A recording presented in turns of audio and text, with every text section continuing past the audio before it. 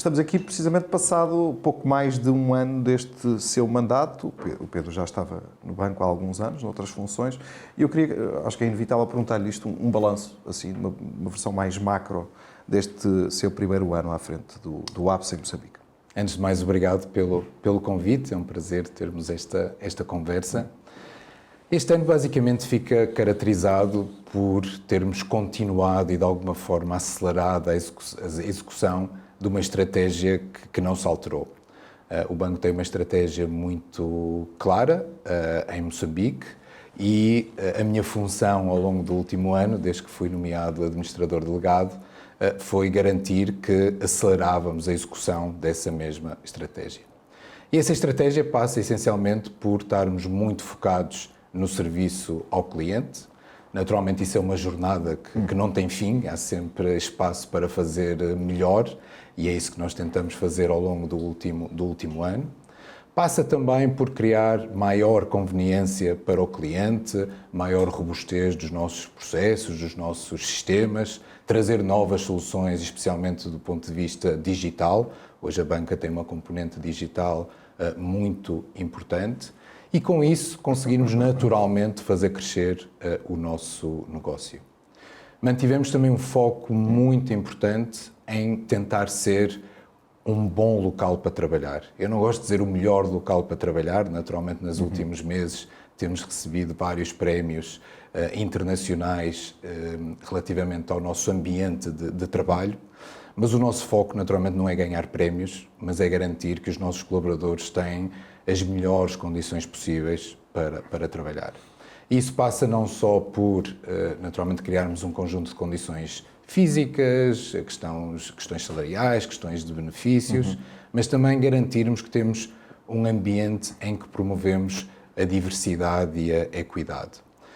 Orgulhamos-nos muito de, neste momento, ao fim de um ano do meu mandato, temos exatamente 50% de homens e 50% de mulheres no banco, e isto é verdade em todas as estruturas da cadeia hierárquica do banco. A equipa de gestão que eu lidero tem 50% de homens, 50% de mulheres, e isso acho que é algo que nós nos orgulhamos muito e que vemos resultados positivos, naturalmente, de termos seguido essa estratégia. É engraçado ter começado com essa nota, porque eventualmente tem outros mercados, não se poria tanta tónica, apesar de hoje em dia estarmos com esta questão do ESG e por aí fora, onde isso de facto é importante, e vocês até a nível de grupo têm essa preocupação bem vincada, mas é interessante ter começado com essa nota, porque um dos problemas do setor bancário em Moçambique é muito a flutuação, digamos assim, dos quadros de uns bancos para outros, é um dado assumido por várias pessoas desta área. Isso, neste mercado, isso que acabou de dizer, esses fatores que acabou de dizer, ganham especial importância num mercado como o nosso, que é bastante concorrencial ao nível dos quadros, por exemplo? Eu acho que este tema da concorrência por quadros qualificados não é exclusiva do mercado moçambicano. O ABSA tem 12 operações em todo o continente e é um desafio que assistimos em todos os mercados onde operamos. O ABSA é visto como uma escola de banca e, portanto, há sempre uma atração muito grande pelas pessoas que foram formadas e desenvolveram as suas carreiras no ABSA. Nós continuamos a tentar, na medida do possível, promover os nossos quadros internamente, desenvolver os nossos próprios quadros e hoje, na verdade, praticamente todas as pessoas que temos na equipa de gestão são quadros que cresceram dentro da casa. Importante também referir que este aspecto da diversidade, o que nós tentamos fazer é, sem dúvida nenhuma, garantir que não há barreiras ao crescimento dos nossos colaboradores, dependendo do seu género, da sua raça, de qualquer aspecto que possa impactar este aspecto de diversidade. E hoje termos 50% de mulheres na equipa de gestão não é um objetivo, não é um KPI, é simplesmente o resultado de não termos este tipo de barreiras. Somos uma meritocracia e neste momento conseguimos realmente ter essa equidade de género de forma absolutamente natural. Vemos naturalmente muita concorrência pelos quadros do ABSA em todos estes mercados, incluindo Moçambique, mas não vemos isso como um drama. Quando estamos a formar pessoas, se essas pessoas amanhã saem do ABSA e vão trabalhar para outro banco, porque têm uma oportunidade, muitas vezes porque têm lógica em termos de desenvolvimento de carreira, vemos isso como um movimento perfeitamente natural. E, na verdade, nos últimos meses, o que temos assistido é muitos colaboradores que fizeram a sua escola no ABSA, saíram para um banco concorrente para continuar a crescer profissionalmente e que voltam ao fim de alguns meses ou de alguns anos, porque, entretanto, surgiu uma nova oportunidade no ABSA e eles sentem que o ABSA, lá está, é o local que mais ou que melhor oferece condições para eles continuarem a sua carreira. Olha, aqui uma pergunta com dois lados. Um primeiro, gostava de lhe perguntar qual é que foi o primeiro pensamento que teve quando soube que ia ser o novo administrador delegado do ABSA? Qual é que foi a ideia que lhe surgiu? E, no fundo, aqui pode ser um objetivo, pode ser uma primeira decisão. Muitas vezes, ou nós pensamos no fim, ou nós pensamos naquela primeira decisão que se vai tomar. Gostava de perguntar isso, porque acho que é importante perceber até a lógica do que veio a seguir a partir desse primeiro momento e depois também que fizesse um sublinhado sobre os principais momentos, em termos de banco, obviamente, deste primeiro ano seu em frente aqui ao ABSA Banco de Moçambique. Muito bem. Pedro, eu tinha a vantagem de não ser desconhecedor desta casa, não é? Claro. Portanto, eu juntei-me a esta organização em 2014, já tive várias funções ao nível da equipa de gestão do ABSA e desde há um ano, então, fui nomeado administrador delegado. Para mim é uma continuidade natural. Nós passamos os primeiros anos a transformar o banco. Quando cá chegamos, o banco estava numa situação difícil. Na altura operávamos ainda sobre a marca Barclays. Conseguimos, ano a ano, melhorar todos os nossos rácios económicos e de qualidade, até um ponto em que em 2018 fizemos a mudança da marca para a ABSA. E, portanto, o meu primeiro pensamento foi: agora temos todas as condições criadas para acelerar o nosso crescimento. E é isso que temos vindo, naturalmente, a fazer ao longo dos últimos meses. Vemos esse crescimento a acontecer mês a mês de forma consistente. Como principais marcos, eu diria que foi construir, em parte, uma nova equipa de gestão. Hoje a nossa equipa de gestão tem muitos elementos novos, não sou só eu que estou numa nova função, mas temos várias pessoas em novas funções. Fizemos algumas alterações orgânicas no modo de funcionamento do banco, mas, acima de tudo, eu julgo que conseguimos trazer uma nova energia e um novo foco no serviço ao cliente. Durante muitos anos estivemos focados na estrutura do banco, na alteração dos nossos sistemas, na renovação das nossas agências, na mudança da nossa marca, e hoje temos todas as condições para estarmos essencialmente focados no cliente. Colocar efetivamente o cliente no centro da nossa estratégia e conseguir com isso provavelmente ser o melhor banco em Moçambique, mas não é por termos esse local, essa posição no rank que vamos parar.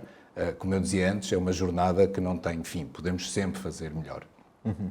Acaba por ser um ano, obviamente que os últimos 3, 4 anos a nível global foram complicados, a pandemia, uma mudança de marca, inicialmente aí relacionada diretamente convosco, mas uma mudança de marca, depois a pandemia, depois a questão da guerra na Ucrânia, obviamente, e todas estas outras questões que vêm daí, como a questão da inflação e das taxas de juros que nós falávamos.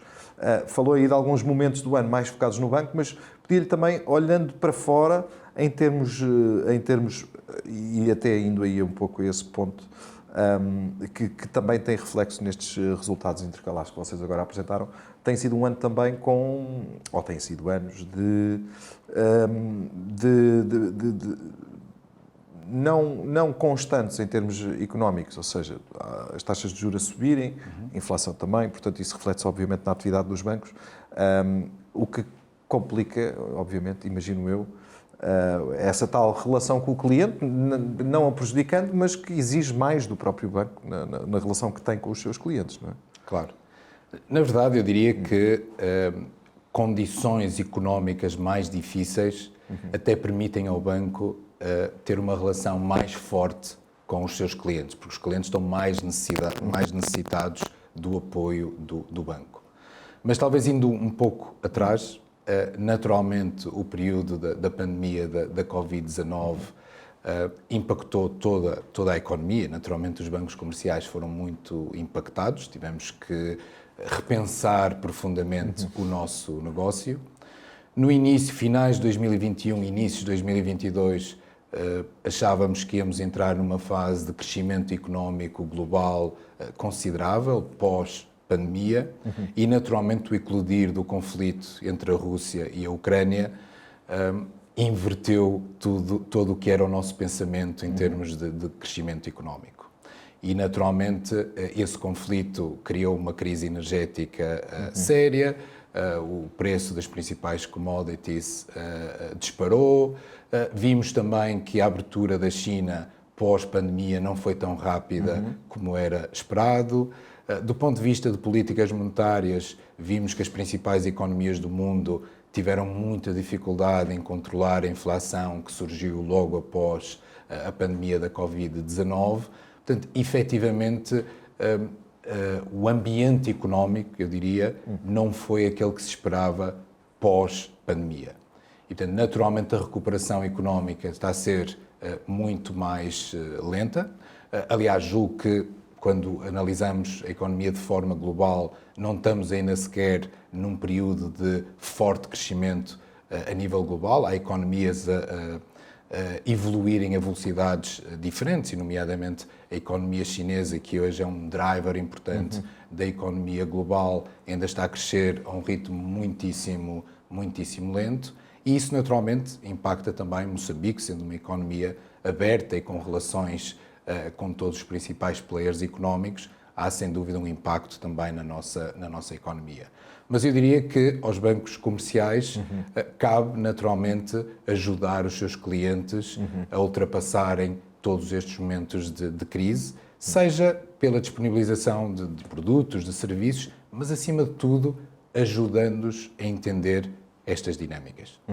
E no ABSA tentamos muito fazer isso, tentamos que efetivamente haja uma comunicação próxima e permanente com os nossos clientes, para que eles, acima de tudo, consigam entender todas estas dinâmicas e, naturalmente, tentarem antecipar os impactos que essas dinâmicas têm nos seus próprios negócios. Há aqui um tema que afeta diretamente portanto, os clientes, que são as taxas de juros a aumentar, e depois há um outro que é um tema que tem sido bastante comentado praticamente por todos os bancos nos últimos meses, que tem a ver com a questão do aumento das reservas. E eu gostava que me falasse um pouco disso, em termos de operação, como é que vocês lidaram com esta posição do Banco de Moçambique, é uma posição, obviamente, com um olhar sobre a economia e com questões próprias e sustentadas, mas gostava que me falasse um pouco disso e, no fundo, relacionando isso depois também com os resultados intercalares apresentados recentemente. Certo. Eu julgo que era importante para todos aqueles que nos estão a ver e ouvir, se calhar começarmos por explicar o que é isto das reservas mínimas, porque, como o Pedro diz e bem, fala-se muito no mercado, mas não estou certo que toda a gente entenda bem do que é que estamos a falar. As reservas mínimas são o montante de depósitos recebidos pelos bancos que ficam parqueados junto do Banco Central sem terem qualquer tipo de remuneração. Quando começamos 2023, portanto em janeiro de 2023, o nível de reservas era de 10,5%. Portanto, era esse o montante dos nossos depósitos que ficava parqueado junto do Banco de Moçambique. Entretanto, este nível de reservas aumentou até de cerca de 39% para a moeda local e 39,5% para divisas, fazendo com que grande parte da liquidez que existe no mercado, portanto, os depósitos que os bancos recebem, em vez de estarem ao serviço da nossa atividade comercial normal, ficassem parqueados junto do Banco de Moçambique. Naturalmente, e o Banco de Moçambique tem tido oportunidade de regularmente explicar o porquê destas medidas, e que estão essencialmente relacionadas com o controle da inflação, temos que reconhecer que essas medidas foram extremamente efetivas, porque vimos que a inflação do mês de agosto já está até abaixo de 5%.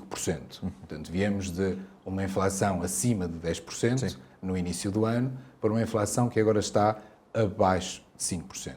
Portanto, do ponto de vista da política monetária, efetivamente teve os resultados que o Banco de Moçambique esperava.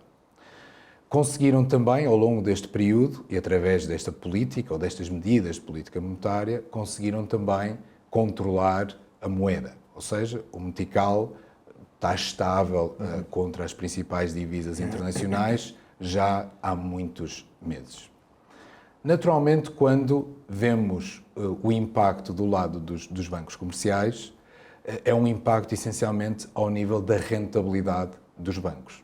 Porque, naturalmente, toda esta massa monetária, todos estes depósitos que podiam ser utilizados ou para conceder crédito ou, de alguma forma, para investir nos diversos instrumentos que existem, não estão investidos e, portanto, estão parqueados junto do Banco de Moçambique, sem qualquer tipo de rentabilidade e, portanto, afeta, sem dúvida, os resultados de toda a banca comercial. E já aconteceu, já se exceção. notou isso no primeiro semestre, não é? Já se notou, naturalmente, no primeiro semestre. Julgo que se vai notar mais no segundo semestre, porque o período em que estas reservas estão em vigor Já é completo, será maior do que foi durante o primeiro semestre. E, portanto, naturalmente, os acionistas dos bancos comerciais vão assistir a uma redução da rentabilidade dos seus investimentos na banca em Moçambique. Eu julgo que não nos cabe a nós avaliar de forma crítica, seja positiva ou seja negativa, a política monetária. Cabe-nos a nós entender o porquê dessa política e, naturalmente, ajustar as nossas estratégias àquilo que são as condições do mercado em cada momento. É isso que temos vindo a fazer no ABSA. Os resultados do primeiro semestre foram muito animadores, foram em linha com as nossas expectativas, com aquilo que tínhamos orçamentado para o primeiro semestre e foram significativamente acima que o primeiro semestre de 2022. Mas é importante destacar que no primeiro semestre de 2022 tivemos ainda um conjunto de impactos decorrentes do período da Covid-19, que agora naturalmente estão totalmente ultrapassados e, portanto, ainda que a rentabilidade tenha sido afetada por estes novos níveis de reservas mínimas, por outro lado, como já não tivemos o impacto da Covid, de alguma forma os nossos resultados foram significativamente melhores que em 2022, ou no primeiro semestre de 2022.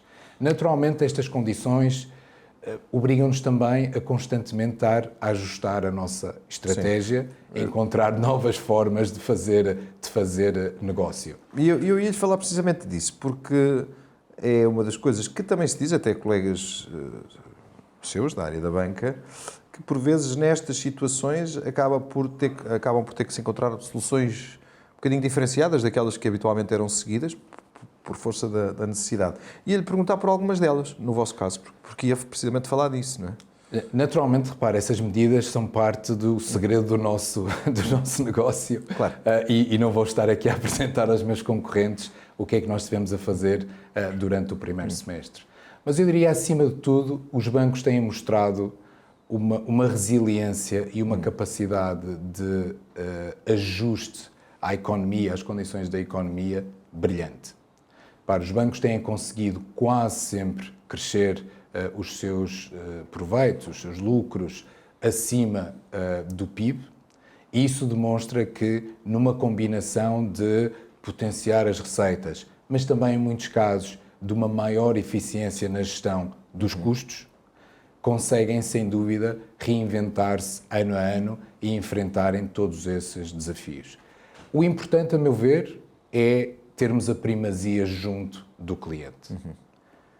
Enquanto o cliente se sentir apoiado, sentir-se bem servido, o banco vai atingir os seus resultados.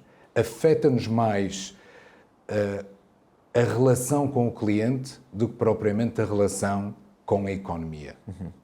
Se estivermos com um espírito de perfeita parceria com os clientes, apontando os riscos, apontando as oportunidades, os resultados dos bancos vão continuar a crescer, independentemente das condições económicas. Quando falamos de clientes, na sua cabeça estão primeiro o cliente, digamos assim, privado, não é? Ou as PMEs e as empresas? Ou porque o antigo Barclays, digamos assim, é um banco mais... estava a escapar o termo. É um banco mais corporativo, digamos assim, não é? E o ABSA tem uma identidade mais universal. Certo. Mas vocês têm uma atenção especial e nós vamos acompanhando isso, quer pelas PMEs, em áreas como o agronegócio, por exemplo, a energia, por aí fora. Isso tudo, imagino eu, que faça parte, ou continua a fazer parte da vossa estratégia, essa proximidade com esses vários universos, digamos assim. Sem dúvida. O ABSA tem um modelo de banco universal em Moçambique e, portanto, queremos servir todos os clientes, não é? Desde os clientes de retalho da renda mais baixa, vamos dizer assim, até aos clientes corporativos, sejam eles de capitais moçambicanos ou de capitais estrangeiros investidos em Moçambique. E, naturalmente, temos vindo a reforçar o nosso foco naquilo que nós chamamos o espaço no meio, não é? Que são as PMEs ou empresas de uma dimensão menor. Nós consideramos que só há desenvolvimento económico sustentável se este tecido empresarial pequeno e médio efetivamente se desenvolver e crescer. Porque é aí que nós vemos um forte crescimento da mão de obra e, portanto, da criação de emprego. É aí que vemos também um aumento da receita fiscal para o próprio Estado e, portanto, uma sustentabilidade no médio e longo prazo para a economia moçambicana. E eu digo para a economia moçambicana porque nós vimos isto acontecer num conjunto de outros mercados. Para uma economia que é sempre utilizada como exemplo em termos de referências globais, que é a economia alemã, a maioria da economia alemã é baseada em PMEs. Nós às vezes achamos que é os grandes construtores automóveis, por exemplo. Não, o que realmente suporta a economia alemã são as PMEs, o grande número de PMEs que eles têm. E, portanto, nós acreditamos que para Moçambique é muito importante apoiar e fomentar o desenvolvimento destas pequenas e médias empresas. Nem sempre é fácil fazê-lo, especialmente numa perspectiva de gestão de risco, nem sempre é fácil fazê-lo, mas julgo que é um segmento que tem vindo, sem dúvida nenhuma, a crescer.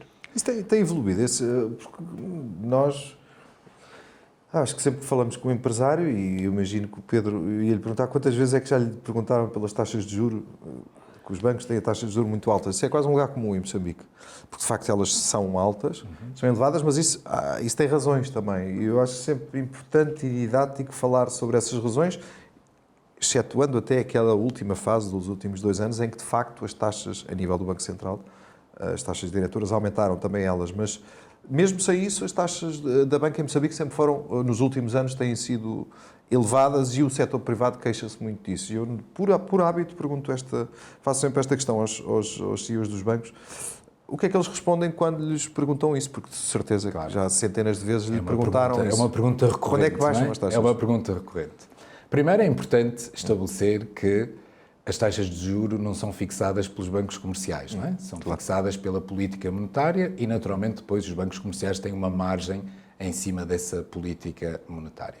E, naturalmente, numa economia, vou dizer, pequena e aberta como a nossa, é natural que o ambiente de taxas de juros seja elevado, tanto nos créditos como nos depósitos. Naturalmente, por norma, as pessoas só olham para as taxas de juros nos créditos, mas nos depósitos nós temos também taxas anormalmente altas e, na verdade, nos últimos anos temos taxas claramente positivas nos depósitos, ou seja, taxas de remuneração de fundos significativamente acima da inflação. Okay? Naturalmente, é no interesse de todos, incluindo dos bancos comerciais, que as taxas de juros se reduzam. Quanto mais baixas forem as taxas de juros, pelo menos teoricamente, mais crédito nós vamos conseguir vender à economia. As taxas de juros atuais, ou ao nível atual de taxas de juros, melhor dizendo, é muito difícil que as pessoas se consigam endividar, ou que as empresas se consigam endividar e terem margens que cubram essas taxas de juros. Porém, o que nós tentamos sempre fazer com cada cliente é analisar o seu plano de negócios, analisar os seus projetos e encontrar as melhores soluções para suportar esse negócio. Muitas vezes, reparem, nós próprios promovemos junto do cliente que ele não se endivide, que tente encontrar parcerias, que utilize capitais próprios, porque percebemos que isso é a forma de tornar viável o seu próprio negócio. Naturalmente, tentamos também encontrar, por exemplo, mecanismos de bonificação de taxas.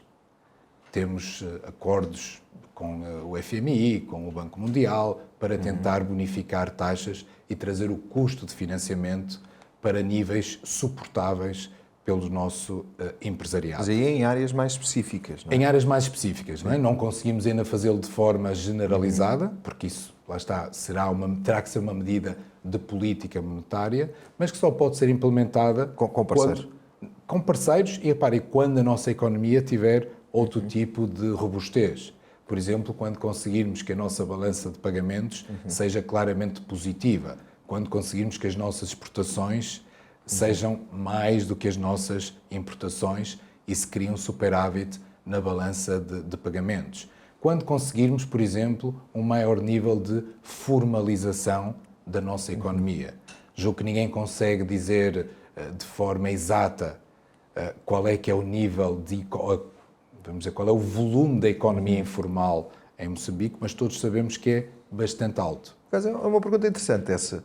Como é que a banca se deve posicionar face ao setor informal? Acha que a luta deve ser a formalização da economia ou a informalização da parte formal da economia para ir ao encontro de um público enorme e toda uma atividade económica gigantesca, não é? E eu acho que não temos as duas opções. Acho que a única opção é realmente a formalização da economia. Porque, repara, a formalização da economia traz benefícios múltiplos a toda a sociedade. Traz não só o acesso à banca, e naturalmente a banca não opera na economia informal, okay? Mas sabemos que há mecanismos de financiamento na economia informal a taxas de juros muito mais altas que as da banca comercial, não é? E, portanto, as pessoas têm vantagens de fazerem esta transferência para a economia formal. É naturalmente muito importante para o Estado também, porque consegue arrecadar mais receitas e, eventualmente, por arrecadar mais receitas, podemos todos pagar menos impostos. E, portanto, eu não acho que haja dois caminhos. Há um único caminho. Importante também destacar que, mesmo no campo do retalho, e não só os bancos comerciais têm feito esse trabalho, mas também é de destacar o trabalho que as carteiras móveis têm vindo a fazer. Hoje temos que entender que as carteiras móveis são também prestadores de serviços financeiros. Os serviços financeiros não se limitam apenas aos bancos comerciais. E julgo que aí têm conseguido fazer um trabalho notável de alguma formalização de grande parte da economia informal, especialmente ao nível dos pequenos negócios e dos particulares. Mas o caminho tem que ser esse. Julgo que todos temos que trabalhar para aumentar o nível de formalização da economia. Todos os stakeholders, todas as partes, têm a ganhar com isso, e especialmente as pessoas que hoje estão na economia informal e que, espero eu, passem para a economia formal. Acima de tudo, queria perguntar a sua opinião sobre uma questão que se nota em mercados mais amadurecidos, por exemplo, em outros países. Neste momento nós assistimos, até pela evolução da própria banca e da própria tecnologia, assistimos a uma redução dos balcões, por exemplo, um pouco em todo lado, no mundo, digamos assim, no hemisfério norte. Isso em Moçambique já se nota, ou seja, há um abrandar dos bancos na redução dos balcões físicos e uma aposta a uma tórica maior, de facto, no desenvolvimento de plataformas, na parceria com as carteiras móveis, por exemplo, na adoção de novas tecnologias, na facilitação do tal acesso até para chegar ao setor informal, na facilitação do acesso ou na aproximação do acesso entre as pessoas e o banco, que antes era feito através de um balcão. E hoje em dia como é que isso é feito e como é que vai ser feito no futuro, na sua opinião? Como é que nós bancarizamos aquele termo grande que se fala muito em Moçambique? Como é que colocamos todos estes milhões de pessoas dentro deste ecossistema financeiro? Naturalmente, não assistimos ainda, ao contrário especialmente na Europa, em que vemos uma redução séria do número de agências bancárias. Em Moçambique não há essa redução. Mas, claramente, nos últimos anos também não há um crescimento como houve, por exemplo, há uma década atrás. Portanto, julgo que temos neste momento um grande nível de estabilização do número de agências que existe no país e, na verdade, quase todos os distritos do país já têm uma agência bancária. Naturalmente, num país tão grande como Moçambique, em determinados distritos ter uma agência não garante uma prestação de serviços de qualidade ou de proximidade. Qualidade com certeza, mas de proximidade. O que nós entendemos é que hoje a prestação de serviços bancários, ou melhor dizendo, de serviços financeiros, já não é feita só por bancos comerciais. As carteiras móveis, e nomeadamente as carteiras associadas às operadoras móveis, foram sem dúvida um enorme acelerador do crescimento ou da expansão dos serviços financeiros para uma maior percentagem da população. Quando vemos os estudos sobre bancarização, ainda analisamos exclusivamente o número de contas bancárias que são abertas. Mas, na verdade, hoje há muitos clientes com serviços financeiros que não têm necessariamente uma conta bancária. Hoje os serviços financeiros podem ser prestados de múltiplas formas. Para as carteiras móveis é um dos exemplos, mas em alguns mercados vemos, por exemplo, as fintechs, empresas essencialmente tecnológicas de prestação de serviços, financeiros, que conseguem ter enorme sucesso. No ABSA queremos ser parte deste ecossistema, queremos trabalhar em parceria com essas entidades, não as vemos como concorrentes, vemos sim como complementares à nossa própria oferta. E, portanto, cada vez mais promovemos esse tipo de soluções, esse tipo de parcerias, porque não temos necessariamente que ter uma relação direta com todos os clientes. Podemos ter uma relação indireta através desse tipo de parceiros, que na verdade são muito mais ágeis, têm processos muito mais simples, porque não têm um conceito de banco universal como nós temos. Eles estão focados em prestar serviços a um segmento muito específico e, portanto, conseguem economias de escala, conseguem eficiências que para um banco comercial é muito difícil. Imagino que a sua expectativa para os próximos meses, a curto prazo, seja, obviamente, um aligeirar das taxas moderadoras, ou da questão obviamente também da questão do coeficiente das reservas. Imagino que seja uma expectativa sua, a médio ou breve prazo, mas estamos aqui já há algum tempo a falar, e ainda não falámos de gás natural. O que é que espera para os próximos anos a este nível, em termos macroeconómicos de Moçambique, passando aqui a fase mais imediata da economia e as coisas caminhando num sentido de normalização, digamos assim, do próprio mercado bancário, mas olhando um pouco para lá do mercado bancário, como é que vê o país em termos económicos e que expectativas tem para o próximo ano? Nós no ABSA continuamos a acreditar que este século é o século de África. E em particular, quando olhamos para Moçambique, acreditamos que a década que agora começa, portanto os próximos 10 anos, são os 10 anos que realmente podem transformar profundamente o país.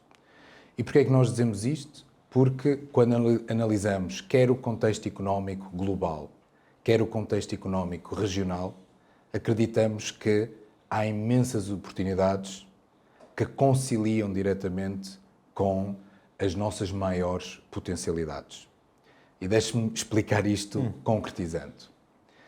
Nós acreditamos que há 5 setores que são absolutamente chave para esta década de Moçambique. O primeiro é a energia. Sabemos que toda a região tem necessidades crescentes de energia e sabemos que muitos dos países que são vizinhos de Moçambique dificilmente vão ter capacidade de produzir energia para ir ao encontro da procura que têm nesses próprios países. Moçambique tem essa capacidade.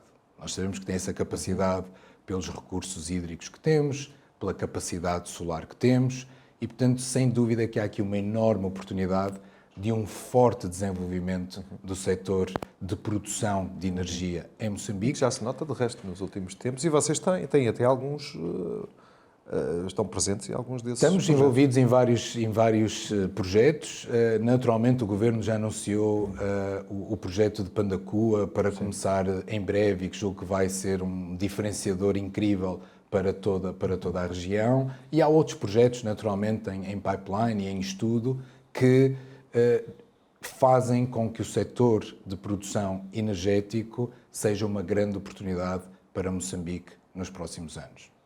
Acreditamos também que todo o setor de mineração tem um potencial enorme para Moçambique. E isto porquê? Porque temos a felicidade de não só sermos muito ricos, vou dizer, em minérios tradicionais, como o carvão, mas também em minérios novos, ou seja, minérios da nova economia, como seja a questão do lítio, da grafite, das areias pesadas. Ou seja, tudo isto são aspectos que, se bem desenvolvidos, se bem explorados, podem efetivamente oferecer um grande crescimento à economia moçambicana.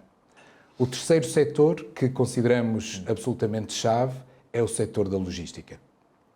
E repare, com o desenvolvimento económico dos países do interior da África, que naturalmente precisam de corredores de acesso aos portos, seja para importar, seja para exportar, Moçambique oferece enormes potencialidades nesse campo. Estamos a ver o que está a acontecer aqui com o Porto de Maputo e aqui, vamos dizer, no corredor sul de Moçambique, com a grande procura que temos sentido do mercado sul-africano, mas isto é verdade também para a Zâmbia, para o Zimbábue, para o Malawi, e portanto há sem dúvida um enorme potencial para Moçambique se posicionar como a plataforma logística da região. Um quarto setor, que é uma aposta antiga, mas eu diria que conforme o tempo passa é uma oportunidade cada vez mais próxima, é naturalmente a agricultura.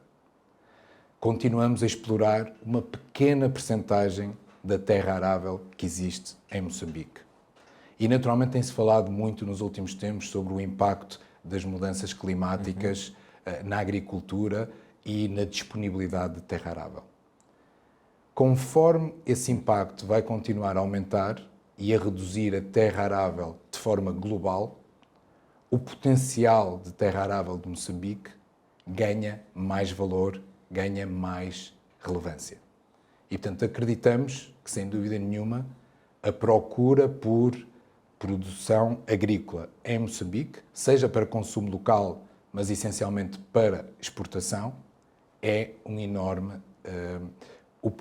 oportunidade do ponto de vista económico. E, por último, o quinto setor que nós identificamos nesta década de Moçambique é, sem dúvida, o turismo. Continuamos a não explorar toda a riqueza que temos do ponto de vista turístico, seja a parte natural, seja a parte cultural. Temos tanto para oferecer ao mundo e, como todos sabemos, é um setor que ainda está nascente, ainda não tem um nível de exploração que deveria ter. Mas quando fala que esses são 5 vetores importantes em termos estratégicos para o APSA... E não lhe falei no gás. Pois não. Porque, repare, naturalmente o gás é importantíssimo, mas eu julgo que também não nos podemos distrair com o gás. Não podemos ficar demasiado focados no gás. Temos muito outro potencial para explorar. Naturalmente acreditamos que os projetos de exploração de gás vão avançar. O potencial de gás em Moçambique não se limita apenas à área 1 e à área 4 em Cabo Delgado. Como sabemos, temos reservas ao longo de toda a costa. Continuam a ser feitos concursos para a atribuição das licenças de exploração de outras áreas. Portanto, naturalmente tem um potencial enorme para a transformação e o crescimento da economia moçambicana. Mas o que nós pensamos no APSA é não podemos limitar as nossas expectativas aos projetos de gás e colocar tudo dependente da existência ou não desses projetos. Acreditamos que há muitas outras oportunidades que queremos explorar juntamente com os nossos clientes, juntamente com o governo de Moçambique, naturalmente, porque todas as condições estão criadas. Acreditamos que os próximos 10 anos são absolutamente transformadores, independentemente da oportunidade que o gás oferece. Mas uma última pergunta só que eu lhe faria era só... se há algum objetivo, falámos aqui muito da macroestratégia, mas se há algum objetivo ou alguns objetivos muito concretos, por exemplo, para, eu ia lhe perguntar no fim do mandato, nos 2 ou 3 anos, mas a 2, 3 anos de distância, onde é que gostaríamos de estar? Se eu viesse entrevistar nessa altura, onde é que gostaria que o ABSA estivesse? Reparo, esta trajetória de crescimento do ABSA tem como objetivo tornar-nos um banco sistémico em Moçambique. Nós hoje somos um banco quase sistémico, pela classificação do Banco de Moçambique. Somos o único banco quase sistémico e o objetivo é, sem dúvida nenhuma, tornarmos-nos sistémicos nesta praça. Isso vai passar por crescermos, continuarmos a ganhar cota de mercado, cada vez sermos mais relevantes, quer do ponto de vista quantitativo, quer do ponto de vista qualitativo. Queremos continuar a ser um exemplo em várias áreas, nomeadamente na questão de formas de trabalhar, vamos colocar assim, porque acreditamos que essa é a melhor forma também de servir os nossos clientes, mas se quisermos pôr um objetivo numa frase, é sem dúvida tornarmos-nos um banco sistémico em Moçambique, como somos na maioria dos mercados onde operamos. E é essa a expectativa também do grupo, imagino eu, não é? Sem dúvida, sem dúvida. O grupo está a olhar com muita atenção para Moçambique.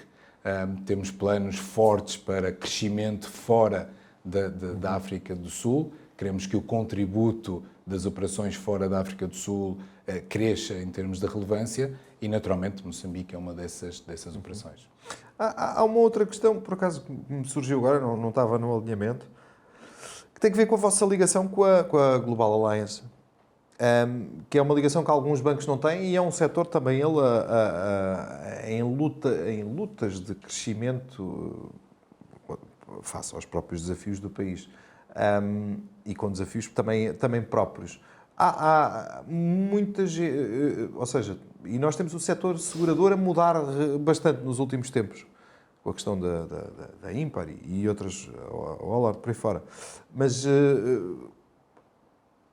e isto é mesmo uma dúvida pessoal que eu tenho. Há um trabalho conjunto do ABSA com a Global Alliance, imagino eu, e há uma estratégia conjunta em alguns pontos que se toque na sua atuação, por questões, obviamente, de capital, capitais comuns, digamos assim, não é? O ABSA Moçambique e a Global Alliance são duas entidades parte do mesmo grupo, mas não têm uma dependência societária entre as duas. Portanto, a Global Alliance não é detida pelo ABSA Moçambique, não é? Mas são ambas entidades parte do grupo ABSA. Portanto, têm o mesmo acionista. Naturalmente, há aqui um esforço de articulação comercial entre as duas partes e, naturalmente, acreditamos que a indústria seguradora tem uma margem de crescimento ainda maior que a indústria bancária, porque é mais nascente, não é? Portanto, o nível de penetração de seguros no mercado moçambicano é cerca de 1/10 da penetração bancária. Portanto, a margem para crescimento é muito grande, seja na componente de particulares, seja na componente de empresas. O ABSA é um canal importante de venda de seguros para a Global Alliance e, naturalmente, temos a Global Alliance como um parceiro de excelência neste campo do negócio de seguros. A Global Alliance tem a sua estratégia própria, tem vindo a crescer muito no mercado moçambicano. Naturalmente, como disse bem o Pedro, tem havido muitas fusões, muitas alterações na praça, há novos players a entrar no mercado moçambicano, o que demonstra, sem dúvida, que há uma grande oportunidade de desenvolvimento dessa indústria. Com certeza iremos crescer a par no mercado moçambicano.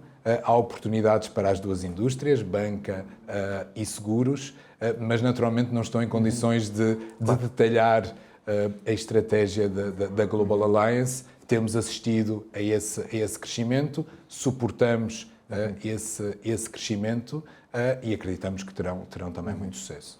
Uma última questão, esta sim a última, e que tem que ver com a forma, e vocês sendo um grupo continental, mas com presença também fora, com escritórios fora do continente africano, Qual é hoje em dia a forma, e o Pedro também lida muito com esse tipo de figuras, como é que se olha hoje para Moçambique lá fora? Quando um investidor chinês, europeu, seja de onde for, mudou a percepção das pessoas em relação a Moçambique nos últimos 2, 3 anos? Ou essencialmente continua a ser aquela percepção relacionada mais com o potencial do gás?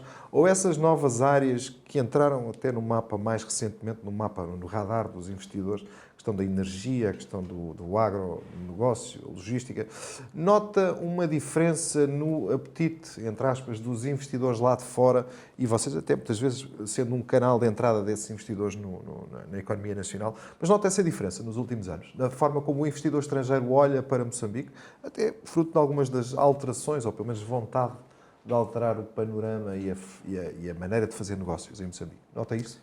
Nós todos os dias vendemos Moçambique ao mundo, não é? Como disse bem, nós temos já hoje escritórios de representação em Londres e em Nova Iorque e estamos neste momento a abrir também em Pequim e no Dubai. Porque efetivamente consideramos que é um papel muito importante que os bancos comerciais têm a fazer fora das nossas fronteiras, explicando o que é Moçambique, demonstrando as capacidades de Moçambique e, acima de tudo, dando segurança a investidores estrangeiros relativamente às condições de investimento no país. Naturalmente, temos apresentado todo este potencial, todos estes setores em muitos sítios no mundo. Somos habitualmente convidados para ir a conferências de investidores, muitas vezes até em parceria com o governo de Moçambique, para explicar todo este potencial. Eu diria que a percepção tem evoluído e hoje cada vez há mais procura por oportunidades de investimento em Moçambique. Mas naturalmente entre a identificação das oportunidades e a concretização, por vezes ainda é um período demasiado longo.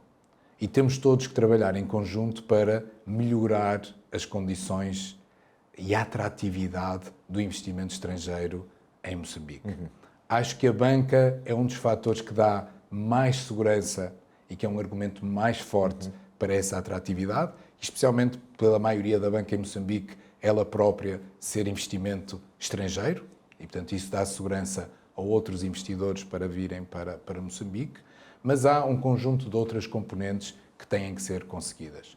Acho que o plano de aceleração económica que foi publicado no ano passado pelo Governo tem um conjunto de aspectos que são importantes para essa aceleração do investimento estrangeiro, mas naturalmente é um trabalho contínuo.